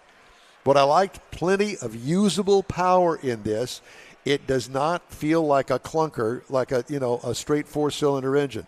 This thing feels like a V8. Kid you not. What could use improvement? The engine can be noisy when floored, but how often do you floor a Camry? Sorry, you just don't. Ride and handling. What I liked was everything. Ride quality is well sorted. Nothing could use improvement there. Now, here's the pricing on this. $28,400 is the base trim price. Base model price, $34,925. Price is tested $41,748 because it's all gussied up. Gussied up. Is this the hybrid? Did you say hybrid? They're all hybrids. All the Camrys are hybrids now. That's hybrid what I gusset. rented to go across the country. Yeah. Great. I know. It's truly amazing. And then I tell somebody it's a hybrid. Oh, I don't want a hybrid. Oh, man, it's fast. It is. It's fast. It's got plenty of power. You want to pass somebody, it's there for you. So as far as competitors, and they're really not competitors, Honda Accord. The gasoline version is $28,295. Their hybrid version is $34,703. So that's right there up against them. So I guess Honda Accord would be the only hybrid in the bunch. Kia K5, gasoline motor, $26,990, but no hybrid is offered. And the Hyundai Sonata, which is akin to the K5, it's a gasoline motor. It's $26,600. That's my review of the 2025 Toyota Camry. All right. I really liked it. When I knew that I was going to get the Camry, I thought, the Camry? Yeah. Really? I hope you get it, because I think that you're going to be really impressed. I'm shocked, actually. Yeah. You think of the Camry as a four-cylinder. Yeah. In earlier days, it was Right. a V6. You don't need all of that. And it is a little pricey, but 41 to 46 miles per gallon? Hello, I'm all over Well, that. and you got Toyota quality behind it. That's exactly right. So, Yep. all right. Let's see, where are we? I think take a break. we want to take a break? Can I tell you one thing about Yes, the Camry? please. So I filled up $19 typically for the gas tank. So David took a trip all the way from where to where? Houston to Canada. Houston to Canada. Okay. $19 typically to fill up the gas tank. Yep. And it range was 523 miles. So we had 3 fill-ups to get up there? Yeah. That's amazing. Yeah. that's $60. great. Yeah. $60. Average, Yeah. You can't buy a bus ticket for $60. That's right. No. That's right. You can't It was buy a great. bottle of scotch for $60. What are you talking about? I wouldn't know about that. I'm not a David Scotch would. drinker, but I will tell you David this: would. you You're right on can the buy whiskeys for sure. You can buy a bottle of gin for $60. I'll tell you that. Well, bathtub I know gin. where you can get some for Bathtub $5. gin. Yeah, if it was $5. Mad Dog 2020 there. Hey, if you'd like to get in touch with us, shoot us an email. The address is info@inwheeltime.com. We're back after a quick break. The holidays are upon us, and Pro-Am Auto Accessories is your local one-stop for the auto enthusiast on your gift list. Pro-Am Auto has been serving Houston since 1984, providing world-class products for sports cars, European sedans, and American muscle. Pro-Am was one of the very first distributors in the U.S. for brands such as Recaro, Redline, Momo, Corbeau, and Simpson. Located in the heart of Houston's premier shopping corridor, the Galleria area, Pro-Am's walk-in storefront includes an 8,000-square-foot warehouse and showroom with installation and service bays. Pro-Am reaches a worldwide audience through ProAmAuto.com, taking its local reputation to the rest of the world. Holiday gift giving is alive and well at Pro-Am Auto. If you don't see what you're looking for on the website, call and Pro-Am will lend you a hand. Pro-Am Auto, 6125 Richmond at Green Ridge in Houston's Galleria area. Call them at 713-781-7755. Hey, Houston, it's back! America's greatest hot rod tradition is Thanksgiving weekend. The O'Reilly Auto Parts Auto-Rama at the George R. Brown Convention Center. 4 days of hot rods, customs, trucks, and muscle cars. Don't miss the Evel Knievel tribute. The Megamorph. Transforming robot car. Lowrider Showcase. Meet Catherine Bach from Dukes of Hazzard. Hip-hop legend Flava Flav. Farm Truck and Asian from Street Outlaws. Auto-Rama. Thanksgiving weekend. Discount tickets at O'Reilly Auto Parts. Part of the Summer Racing Equipment Show Car Series. See Autorama.com for more info. Turn the page. This is the world's favorite place to go for fun, intrigue, and informative car talk. It is the In Wheel Time Car Talk Show. Today, coming to you from the Hovis' HEMI Hideout in Brookshire, Texas.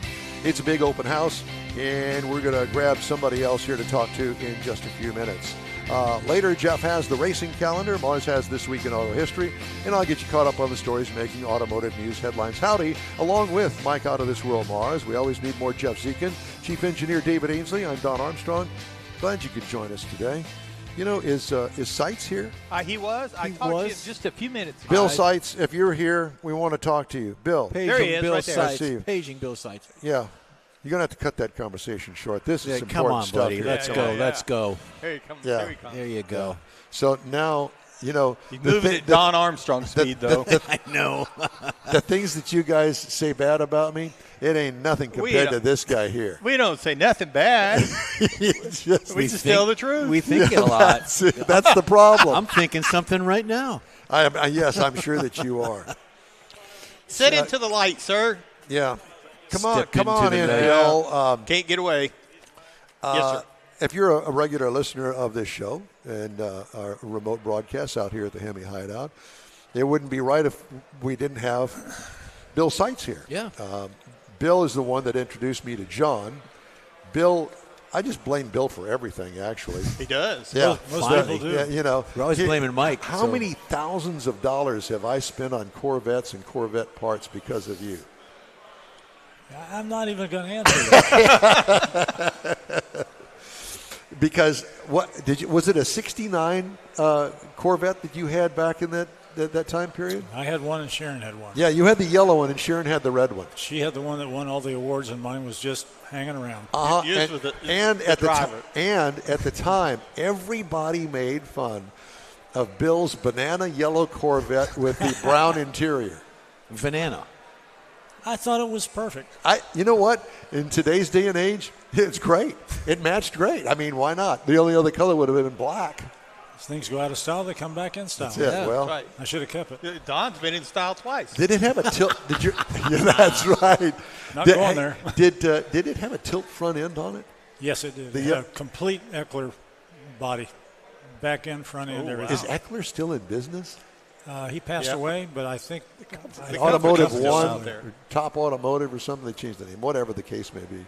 But yeah, and that's why you bought it, was it? You didn't put that on there. Yeah, I did. I did all the work on it. Jeez, give me a little credit here, Don. Did you put that tilt front end on there? Yeah, I had a I had a wreck going to the Corvette Club meeting out in Katy. An opportunity. A guy stopped too quickly, and I was looking around, and the other guy didn't quite stop, and I was third in line, and I didn't stop at all. And it pretty well mashed up the front end. And a guy got out of his car. I hit a little compact of some kind underneath the back end, and the guy that he hit was this huge, looked like a football player in a Jaguar. Oh, Lord.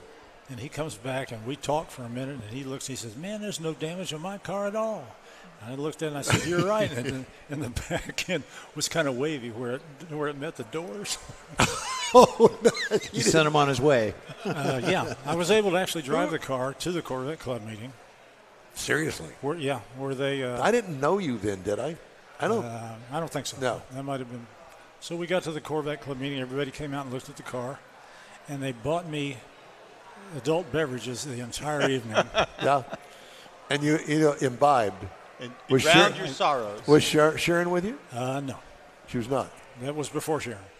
It was. Yeah. So you have an accident. You go to the club. They get you drunk, and then you got to drive home. I didn't say you got me drunk. Just making sure. No. I don't remember much of it. Can't say I was drunk. Don't remember that. I don't remember I was drunk. Okay. Yeah. moving right along. You know, I asked Bill off the air before we got on the air this morning, as a matter of fact. He was talking about Sharon, and I've known them both, well, since I knew you. 50 years. Yeah. But you were married to Sharon, I think, weren't you, when I met you? Yeah. We didn't date that long. We got married pretty quick. Yeah, like a month or something. 6 weeks. Was it 6 weeks? You tried to keep up with Don or what? Thank you, Mars. Thank you for that bit of encouragement. Yeah. But anyway. Well, Hovis, apparently you've pulled the wool over his eyes, too, because he had some nice things to say about you, and I kept going. No. I watched you. Did you? Yeah. You saw it? Yeah. You know, I remember the phone call that I got from you. Hey, man, what's going on? I said, Bill, I haven't talked to you in months. He said, yeah, I know, but I wanted to call and tell you about this place that I'm involved with. And how many calls have I gotten like this? Yeah, this guy's building this really cool place out in Brookshire. Yeah, He says, yeah, and when we get it done, I want you to come out and look at it. I think you're going to be really impressed. You thought it was okay, sure. You thought it was a pole barn. Yeah, a pole barn. And you called me, I guess it was 6-9 months later. Yep. And the rest is history. The rest is history. And there were only, I don't know, a couple dozen signs in here at the time. It was stark. As a matter of fact, we have video of it somewhere, of it back in the day when it was filled with cars and a few signs. This sign has been here, I think, since the beginning. John bought that sign before we built the barn. Yeah. And I asked him, I said, where in the world would you think you were going to put this? He said, I don't know, I'll find a place. And I looked at the drawings one day, and I looked at the sign. We did some measuring. I said, you're not going to believe it, but it fits that wall like it was made for. Yeah, it does. So that was another one of those blind luck things that happens on occasion. Yeah, well, I want to know about the trials and tribulations. What were some of the building? He's talking about the building. Oh, okay. No, listen. We could sit days and talk about trials and tribulations. I remember a trip that we all took together. Matter of fact, we'll go that route. It was the Corvette Expo in Oklahoma City. Yep, in the wintertime. And I mistakenly allowed my nice, beautiful, custom, semi-custom car to be outdoors on the back of a 2-car hauler to go up to Oklahoma City from Houston, Texas, along with a trailer that was behind that. And it snowed on the way there. And even though the car wasn't rolling down the road, it might as well have been. It took me all of that night and the next morning before the show opened to clean up the absolute disaster that happened on the freeway with all of the rain and the dirt and the mud and the snow all over my car. We drove our cars, and they weren't any dirtier than yours was. God, I know. I should have just driven it. Yep. But anyway, so we got to the convention center, and I can't remember the boy's name, but he decided that he needed to paint a piece of the car that he was showing. And he happened to be not your car. Not my car. He happened to be my roommate. I always wind up with these oddball roommates. Yeah, you do. Rob Geiger, to name one. But I can't remember his name, a little bitty, short, skinny guy. And so what did we do? Not we, he. He rolled in an air compressor into the bathroom and painted this piece. Donnie Lampton painted this piece in the bathtub at 10 o'clock at night. In the hotel. In the Holiday Inn. You had to move the transmission out of the bathtub. Just about. They put some plastic down in there and sprayed it in the bathtub. That was an interesting thing I'd never been a part of before, but, I'm sure that the Holiday Inn loved it. Didn't room with him again, did you? Yeah. What'd you say? Didn't room with him again, did you? No. I don't think he's with us anymore, is he? No, Donnie's passed on. Yes. Well, probably too many paint fumes, I would imagine. And a big Holiday Inn in the sky. Yeah. But that wasn't the end of it because, the next morning the show opened. We worked until they said, you can't stay here anymore. You have to get out. And then we got there before the doors opened the next morning to continue to clean.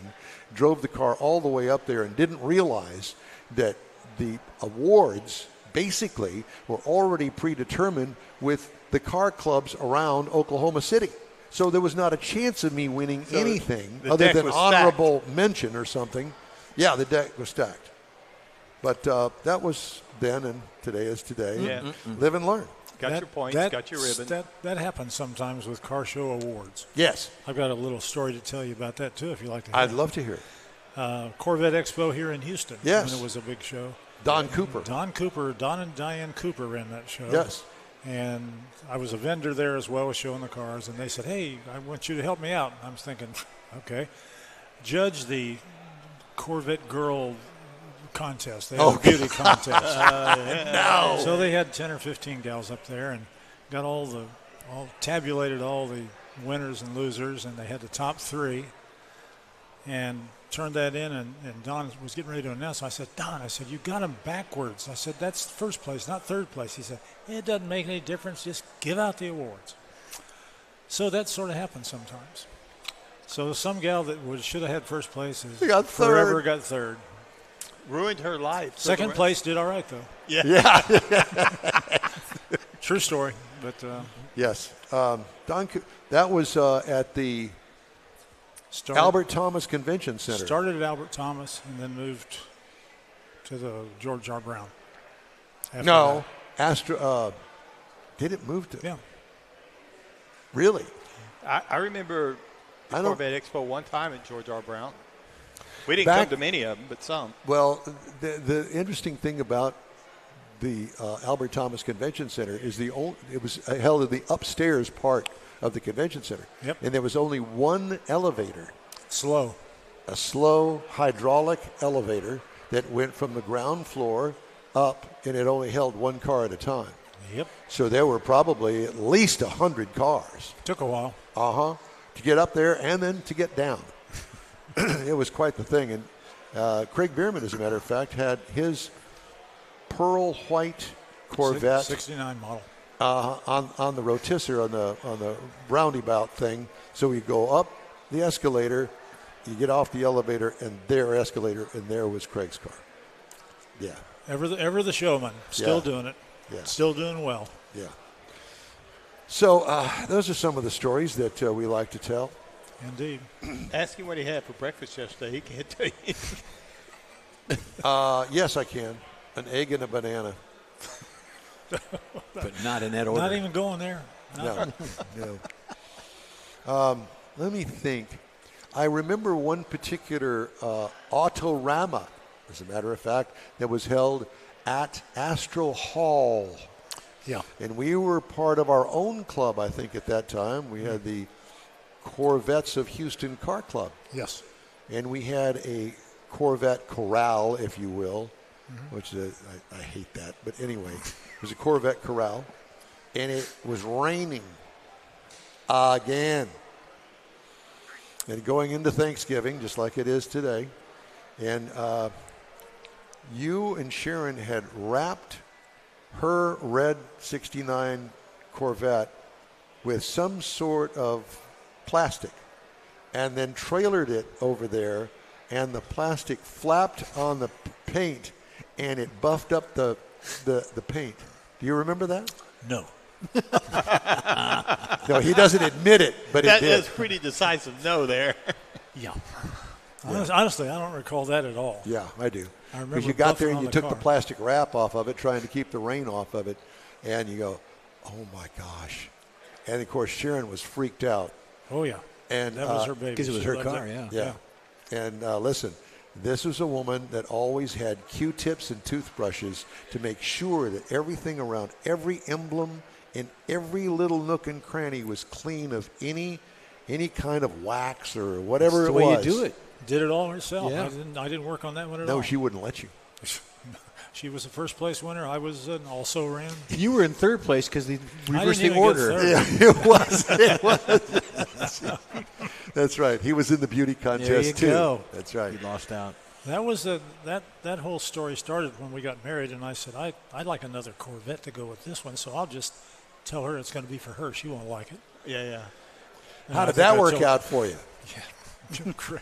She ended up best of show 2 years running, woman owner, magazine coverage, big trophies. Everything. Also ran right here. Yeah. So she moved you and your trophies out into the well, garage. she married you because you were the trophy. Dude, Okay. Oh, my God. Is she here so that she I don't know. No, unfortunately, she's not. No, she's She listening. can listen to the playback. Wait a minute. Here she is now. Hello, Sharon. Oh my goodness. Yeah. It's been an interesting road. Yeah, it has been. Uh-huh. And thanks to you, it works for all of us. Worked this The fun for United us. way. Probably totally boring for these people, but hey. Well, it's funny because it's stories like this that keep them coming back. Yeah. I can't believe that this guy is What still about us? friends with him. Yeah. Pretty amazing, isn't it? Yeah, it is. There's a fellow that's here today, by the way, Don, I got to mention to you, and I'll bring him up here when I locate him, that you remember from our old Corvette days 50 years ago. Jeff, where's the last name? Yeah, you got to Jeff. ring. Jeff Klein. Jeff Klein. Remember Jeff? Yes. You guys can reminisce here in a little bit. Okay, that's good. Am I done now? Do you want to be? Oh, boy. Okay. All right. He's going to go call his wife Bill and apologize. Seitz, my best buddy from way back when, thank you very much. You know I love you. Thanks, guys. I Thank appreciate you. it. Yep. All right. The N-Wheel Time Car Talk Show is available 24/7 through Odyssey app. Download the app whenever you want. Are you talking? Yeah, Yes, I am. Oh, okay. What do you say? You could go to the App Store and get the InWheelTime.com app as well. Oh, I didn't put that in the little thing that I read. Well, that's why I download was helping you out there. Thank you. Where are we I'll try going? to remember that for next week. What'd you say? Where are we going? Where are you? Oh, we're going to take a break. Okay, that's All right. that's why I wanted to know because I'm not break ready. Okay, well, I'm going to let you get there. Hey, we video stream our Facebook, YouTube, and In-Wheel Time broadcast. We also podcast from your favorite podcast provider, and you can find us on our new broadcast partner, Odyssey. Mm-hmm. The In-Wheel Time Car Talk Show continues after this break. Free tacos again at the Tailpipes and Tacos pre-holiday cruise-in. It's been a while, but the popular Tailpipes and Tacos cruise-in returns to the Lupi Tortilla Tex-Mex in Katy, Saturday, November 16th. Bring a new unwrapped toy and get a free breakfast taco. Toys will be donated to Toys for Tots and Houston Children's Charity. Get to the best and one of the last cruise-ins of the year. Tailpipes and Tacos, Saturday, November 16th, 8 to 11 a.m. Cruise in, donate a new unwrapped toy, and grab a free Lupi Tortilla breakfast taco. Tailpipes and Tacos only happens at the Lupi Tortilla Tex-Mex in Katy, 703 West Grand Parkway at Kingsland Boulevard, just south of the Katy Freeway. It's the end of the year car show season, and what better way to celebrate than with a free taco and camaraderie at Tailpipes and Tacos, Saturday, November 16th, 8 to 11 a.m. The In-Wheel Time Car Talk Show will be there too. Bring a toy, get a free Lupi taco, and feel good about heading into the holiday season at the Lupi Tortilla Tex-Mex in Katy. Is your car ready for that all-important holiday road trip? Gulf Coast Auto Shield is having another car social Saturday, December 7th, and you're invited. Bring your car, truck, or SUV and find out what it'll take to get that thing looking new again. Gulf Coast Auto Shield is your one-stop shop for paint detailing, coatings, window tint, clear bras, camera installs, and wheel repair. The Car Social is your opportunity to get a tour of this state-of-the-art facility located at 11275 South Sam Houston Parkway, just south of the Southwest Freeway. Join the Car Social Saturday, December 7th, 9 to noon. Talk to other owners and see how good your car can look on the road trip to Aunt Mary's. She'll want that good-looking ride in her driveway, I promise. Put it on your calendar. The Gulf Coast Auto Shield Holiday Car Social and Road Trip Get Ready. Saturday, December 7th, 9 to noon at 11275 South Sam Houston Parkway, just south of the Southwest Freeway. The In-Wheel Time Car Talk Show will be there too. We'll see you then. I am. Hey, the In-Wheel Time Fall Tour continues. Next, Tailpipes and Tacos cruise in. Lupi Tortilla in Katy next weekend. We'll elbow our way in to the Car Social at Gulf Coast Auto Shield. That's December 7th. We hope to stop by the In-Wheel Time broadcast booth and say hello. All right, time now for the racing calendar. Racing is ending for 2024 very soon. Tomorrow is the last NASCAR race. It is the championship. It is in Phoenix Raceway in Phoenix, Arizona. It starts at 3 p.m. and it's on NBC. Mike, the Nobody Cares television tickets network. Are still available if much. anybody wants to fly out there this afternoon. Then you got NHRA at the In-N-Out Burger NHRA Finals in Pomona, and that's November 17th. I love Pomona. Pomona, California. Yay. And then, of course, my favorite, Don's favorite as well, is you've got the F1 racing that starts. You'll have to ask Rob Geiger about my adventures, our adventures into the Safeway in Pomona. Well, I tell you what, F1's ending as well in end of November, so there you go. Now let's look at the auto history. Mr. Mars has that. Yeah, it's a busy week in automotive history this week, so I had to kind of trim it down to some stories that I think are real interesting, and I hope you find them interesting. Down. So November the 2nd, 1935, the Cord 810, known for its coffin nose design, debuted at the National Automobile Show. The luxurious vehicle was the first mass-produced American front-wheel drive car with independent front suspension. They were the first production cars to feature hidden headlights. They were offered through the 1937 model year with supercharged and non-supercharged versions. And, of course, the front end's what got it the name of the coffin nose Cord. Now, the first production Cords left the assembly line in February of 1936. By the time production ended in 1937, they had built a total of 2,971 1936 Cord models. Now, a single 1938 prototype also left the factory, and it remained tucked away in a garage for decades until a buyer found it in 1989. Wow. Pulled it out, and they restored it. Wow. And that's the last one that was ever built. Cool. Now, November the 3rd, the first modern auto show opened in Madison Square Gardens in New York, which is really what created a lot of automotive interest and exposure. That really wasn't I was there for that. I know. It really wasn't the first car show, but it was the first major show that was produced and sanctioned by a national organization, which was the Automobile Club of America. It cost a whole 50 cents to get in. Dang. So, November the 5th, 1985, patent lawyer George B. Selden filed the first patent, the U.S. patent for the internal combustion engine on May the 8th, 1879. Now, it included the application on the device on a four-wheel vehicle named the road engine. This was 8 years before the Benz patent motor wagon in Germany came up.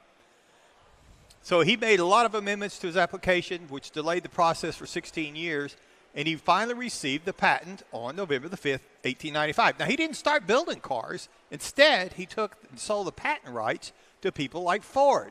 And, of course, Ford and everybody started developing, and as the cars kind of evolved, they got into these patent lawsuits, and with their money and stuff, they managed to end George B. Selden's involvement because of the infringement lawsuits. But the one I really thought was interesting, November the 7th, 1991, the Trabant, I hope I'm saying that right, is a series of small cars produced from 1957 until 1991 in East Germany. Came in 4 models.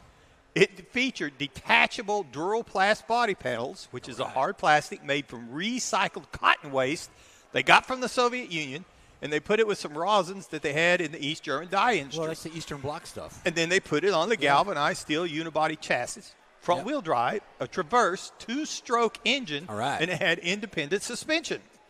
Now, since the engine was a 2-stroke, they had to add oil to the 6.3-gallon fuel tank at a 50-to-1 ratio. Look at that. It's got a K&N. And each time you stopped to get gas, you had to get oil. Now, the countries kind of like my weed eater. Yeah. Yes. It's got a K&N on his weed eater. At the time, the contemporary gas stations in the countries where 2-stroke engines were common, they sold a pre-mixed gas oil mixture at the pump. But because the Trabant had no fuel pump, its fuel tank was located above the motor, so fuel could reach the carburetor by gravity feed. Earlier models had no fuel gauge either, so they had to go out and use a dipstick and start it into the tank to determine how much fuel remained in the car. Now, this eventually got to where it sounds like something that would happen over in Neaterville. Close. They called it, it got the nickname of a spark plug with a roof. Now, they built 3 million of these things produced. The older models are now being sought by collectors in the United States due to their low cost and their ability to import them. And if you go to Germany and you go to East Germany, there's actually a place that you can rent one of these that you can drive and tour Germany. Why would you torture yourself that way? I don't want to drive. I have no idea, but if you're going over there and you're going to East Germany, why not? Yeah. No, I'm good. Stop at the Wiener Schnitzel store and load up. Ooh, schnitzels. Oh, yeah. We'll do schnitzels every day. Hubba, we got some car recalls to tell you about. Curtain airbags may not deploy in the Chrysler Pacifica and the Chrysler Voyager 2020 to 2023. Disabled electronic stability control for the Ram 1500 for 2025. Cadillac XT4 that they're not going to make anymore for 2025. Passenger side airbag may deploy improperly. Dang. That's the reason they're going to stop building it. Nissan Z 23 to 24 pop-up engine hood may not activate in crash. Uh-oh. I don't know what that is, but whatever. Rear view camera image may not display in the Ford and the Lincoln Explorer and Aviator for 2025. Mustang for 2024, blank instrument panel display. And here's more Ford stuff. Rear wheel may lock up or separate from the axle. Ford Transit 23 to 24. Martha, something's wrong back there in the back. We ain't going down the road no more. You picked a fine time to leave me loose wheel. Yeah. Rear view camera may not display the image on the Ford F-250, 350, and 450, 23-24 model years. Disabled emergency call system. Guess you probably won't even know because you're not disabled. It's disabled. S500, S580, S580, 2021. Oh, that's a Mercedes Maybach too. Mercedes GLC 300, incorrectly attached driver's seat rail. And for you Ferrari owners, loose drive shaft screws. That's always a good thing. The Ferrari F8 Spider, the Portofino M, and the Roma Spider, 23-24. And those are your recalls. All right. Time now for a quick break. We'll wrap up today's show here on In Wheel Time after this. The holidays are upon us, and Pro-Am Auto Accessories is your local one-stop for the auto enthusiast on your gift list. Pro-Am Auto has been serving Houston since 1984, providing world-class products for sports cars, European sedans, and American muscle. Pro-Am was one of the very first distributors in the U.S. for brands such as Recaro, Redline, Momo, Corbo, and Simpson. Located in the heart of Houston's premier shopping corridor, the Galleria area, Pro-Am's walk-in storefront includes an 8,000-square-foot warehouse and showroom with installation and service bays. Pro-Am reaches a worldwide audience through ProAmAuto.com, taking its local reputation to the rest of the world. Holiday gift giving is alive and well at Pro-Am Auto. If you don't see what you're looking for on the website, call and Pro-Am will lend you a hand.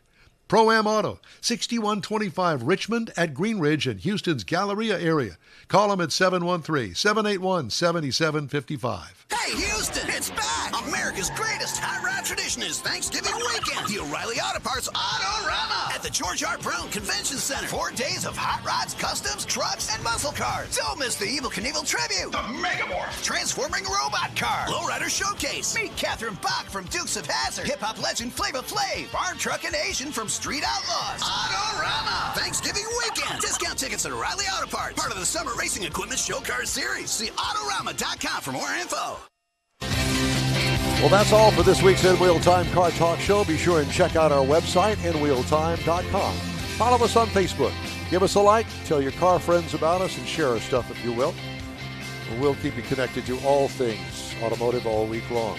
Reach out to us 24/7 via email. info@InWheelTime.com is our address. We like car pics, so send us some of your car with a description and any info you want to include, and we'll feature it on a future show. When you're looking for award-winning car talk, you can find the In Wheel Time Car Talk Show 24/7 on the Odyssey radio app as well as the In Wheel Time app. Grab a podcast anytime from your favorite podcast provider. We live stream this show on Facebook, YouTube, and InWheelTime.com every Saturday, 10 to noon Central Time. The In Real Time video technical director is We Need More Jeff Zekin. For booking agents, video editor and people finder Mike Out of This World Mars, and chief engineer David Ainsley, I'm Don Armstrong. Next week, we invite you to the Tailpipes and Tacos Cruise In at the Loopy Tortilla Tex-Mex in Katy, just south of I-10, the Katy Freeway at Kingsland Boulevard. Our live broadcast next week, special time, 8 a.m. to 11 Central Time. Be safe out there. Enjoy the great weekend coming up. We'll see you next